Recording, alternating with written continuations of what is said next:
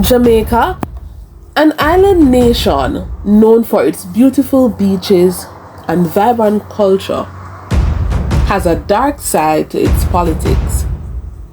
For decades, the country has been plagued by violence, corruption, and gang warfare, all linked to its two main political parties, the Jamaica Labour Party, JLP, and the People's National Party, PNP. Stopping killing in Jamaica requires a multifaceted approach addressing the root causes of violence. Let's look at the history of the conflict. The roots of this conflict date back to the 1940s, when the JLP and PNP were founded. The parties' rivalry quickly turned violent, with each side seeking to assert its dominance over the other.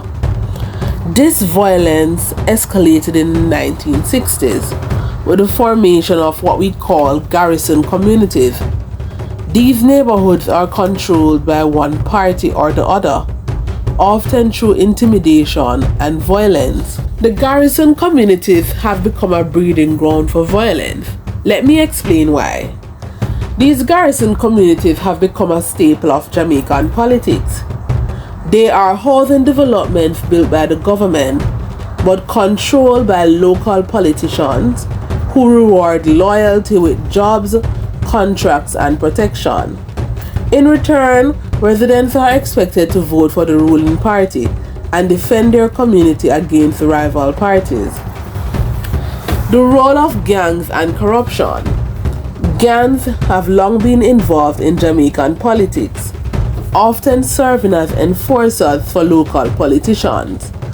These gangs have become increasingly powerful, controlling the flow of guns, drugs, and other illicit goods into the country.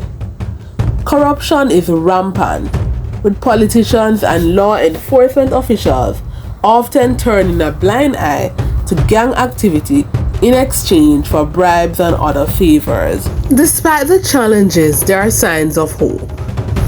Efforts to reform the electoral system and reduce violence have been underway since the 1990s.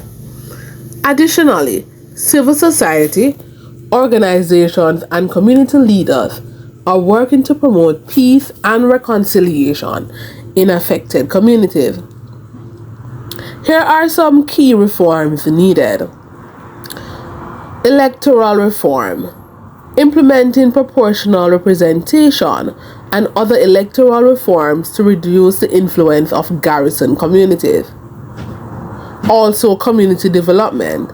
Investing in education, job training, and economic development to reduce poverty and inequality. Security sector reform. Strengthening law enforcement and reducing corruption within the security forces. By addressing these issues, Jamaica can begin to break the cycle of violence and corruption that has plagued its politics for so long. Only then can the country truly fulfill its potential as a beacon of democracy and prosperity in the Caribbean.